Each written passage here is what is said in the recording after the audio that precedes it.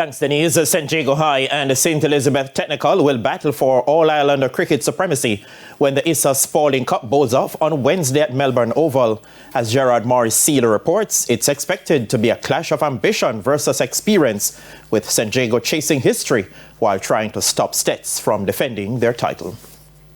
St. Jago High are on the brink of history as they prepare to face defending champions St. Elizabeth Technical High in the playoff for the ISSA Spalding Cup. Fresh off a commanding win over Campion College, St. Jago now have their eyes set on completing a memorable double after ending a more than 2-decade wait for the Grace Shield title. But despite the magnitude of the moment, Captain Vital Laws is keeping things grounded. No bold predictions or getting ahead of themselves, but rather a calm, measured approach as his team looks to stay focused on the task at hand. I'll go there and I'll give it my best.